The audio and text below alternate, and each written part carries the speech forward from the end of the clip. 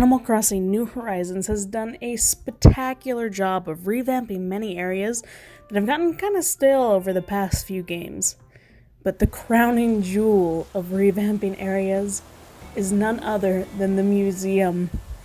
It is so revolutionary to the series that many fans were more excited for the museum than anything else new in the game. Everything in the museum was drastically changed. However, when it comes to the buck and fish areas, there really isn't much to unpack there. They made the habitats about 1 million times more stunning and displayed creatures in more realistic ways, but there's no hidden meaning behind it. It's all pretty simple and right there. They just made it more realistic. But when you walk into the fossil area, you know immediately that there is a lot to decipher here. And that is exactly what this video is going to be doing. I'll be answering questions such as, what is that sparkly dot on the floor? Why is it blank at the end of this line? What are the lines everywhere trying to tell us? And are they accurate? On first entering the completely empty wing for the fossils, it's pretty easy to assume that the lines represent a timeline.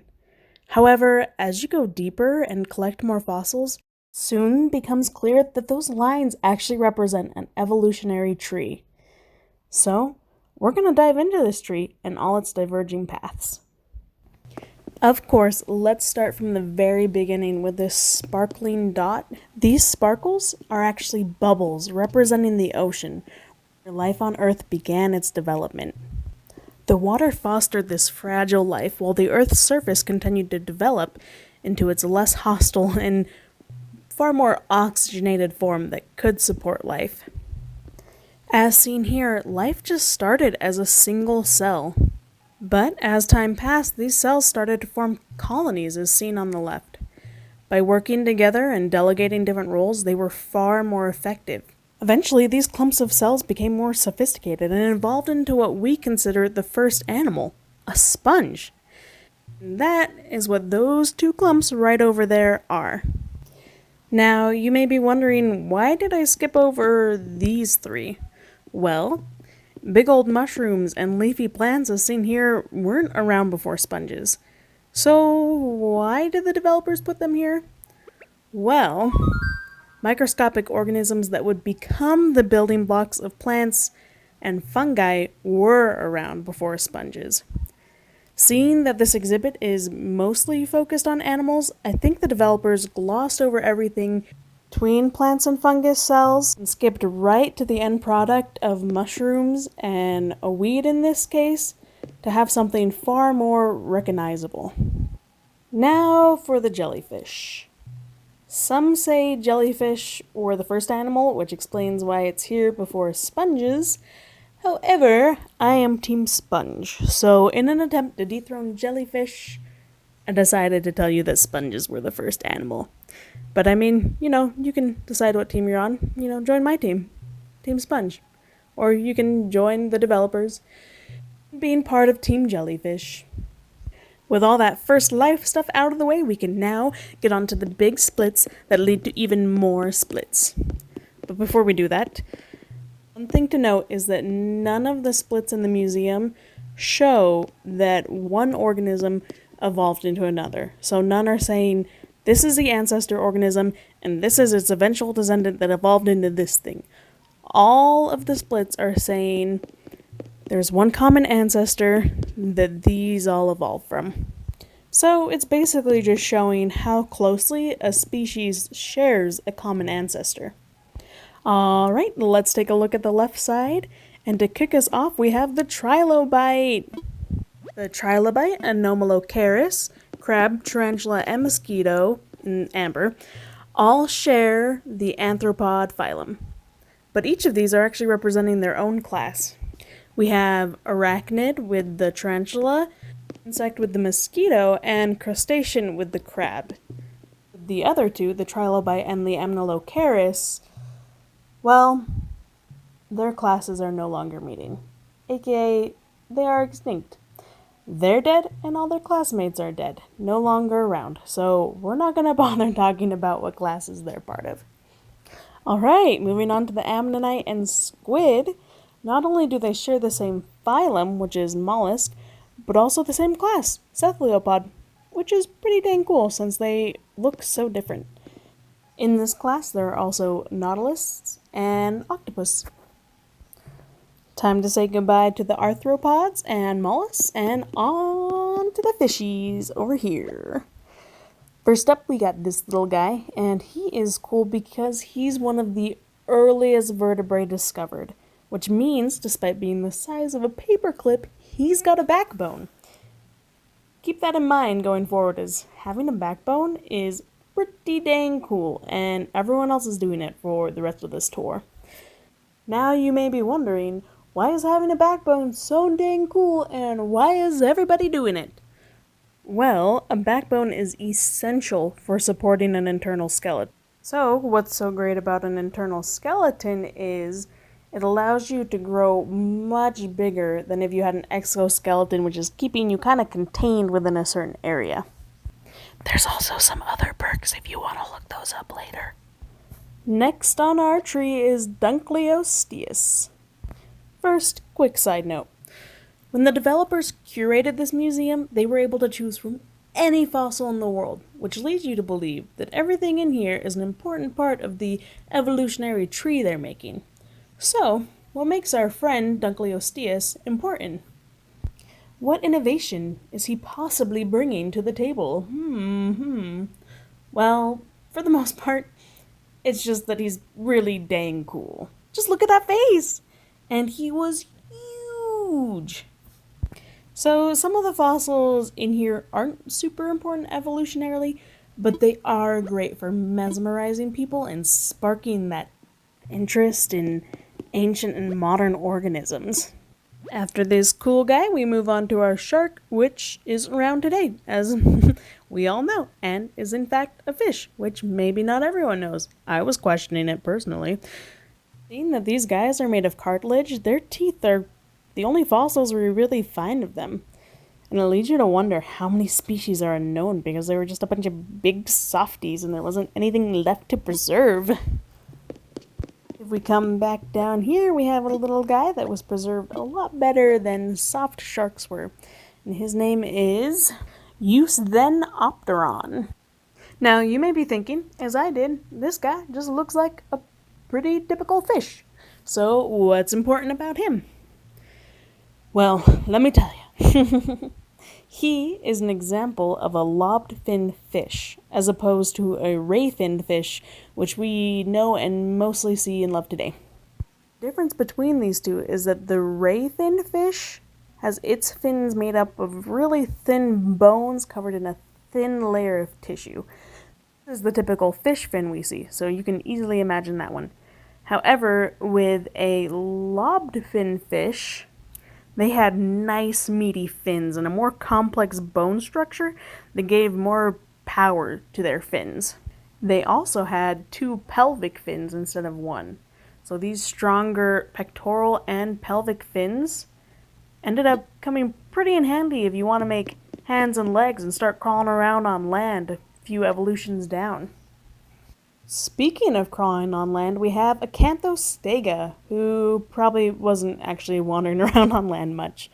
But it did have lungs and limbs, though this was mostly used for living in shallow waters. These shallow waters were much safer than an ocean brimming with stuff always trying to eat you. That being said, he's more of a link between fishes and land roamers than a land roamer himself.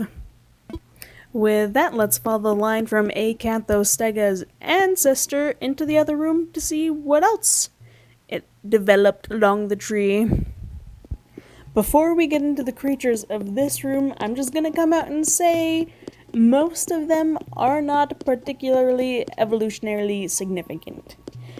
However, they are all very, very cool. And when we think of fossils, these are the guys that come to mind first. They may be the ones that inspire someone to spend the rest of their life filling the blanks in that are significant. Cause let's be real, our lobe-fin friend in the other room, although very, very significant, it isn't all that inspiring at first glance to most people. Okay, let's get back to these guys. So, none of them are actually dinosaurs, and they don't have one special super scientific name that they fall under that I've seen, but I have seen them referred to as marine or aquatic reptiles. And under that title are four classifications that have super sciencey names, with each one of these creatures falling under a different one. Ophthalmosaurus is the oldest creature in this area, besides the one that branched to the right that we'll get to later. However, the Archelong is one of the youngest in this room, which tells you that everything is grouped by type and it's not going in time order. And speaking of not dinosaurs, our lovely pterosaurs over here are also not dinosaurs. But they do have a more common ancestor with dinos than our dear aquatic friends. Plus, they are pretty freaking cool. So cool that part of me kind of doubts that they actually existed. Especially the Quetzalcoatl. I have some questions about that one. But don't let me get into your head. I'm not starting any sort of conspiracy theories. I'm just saying they're too cool to be real. Alright, here's something that might actually be inaccurate. So, this split seems to be showing that pterosaurs are more closely related to other dinosaurs than longnecks, which longnecks are in fact classified as dinosaurs. In fact, there are two main types of dinosaurs, Ornithischia and Saurischia, with T-Rexes and longnecks both following under the former. These two groups are classified based on how the hips of each dinosaur are arranged, assuming that each group shared one common ancestor having that hip arrangement, and then it extended outward towards all the dinosaurs on each side, depending on which hip they started with. Therefore, the ones with the same hips would be more related than the ones with the other hips. But the developers could be basing their info on a different theory with something that happened hundreds of millions of years ago. It's easy to interpret what little evidence we have very differently. Also, most Ornithischia dinosaurs were plant eaters, whereas the Saurischia dinosaurs were meat eaters. Meanwhile, longnecks had the same hips as most meat eaters, but they were plant eaters. So maybe they left them in their own little area because they're kind of different from all the other dinosaurs and, in a way, have a class all their own. But who knows? Now on to the dinosaurs, the star of this room, kind of. As mentioned before, there are two groups of these dinos, and the dinos in this room are actually divided into those two groups. So this whole section right here are the Ornithischia, and then at the T-Rex, that starts the Saurischia dinosaurs.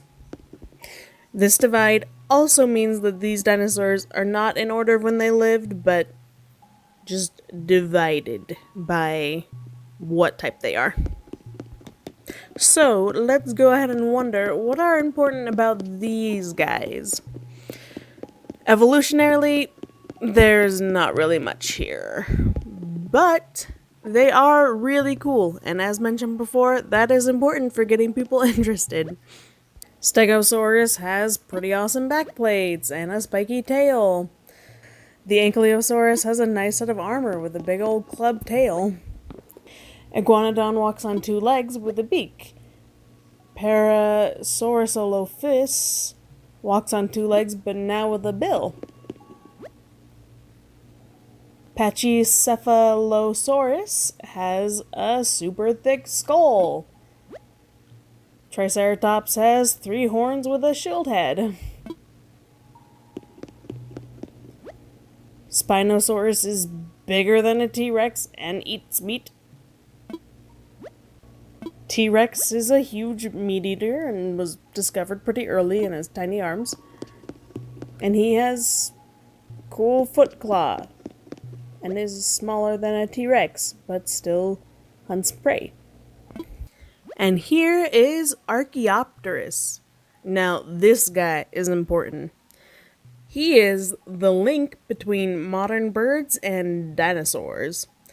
Though he is more closely related to a dino than a bird, He was able to use his feathered body to fly in short bursts, which is pretty cool. As you can imagine, dinosaurs that were better at flying had an easier time surviving, and then those genes would live on, and progressively they became more bird like and better at flying and survived more. Alright, before we follow this line into the next room, we gotta go back to that line we skipped at the very beginning and follow it. This line, in fact, is very important.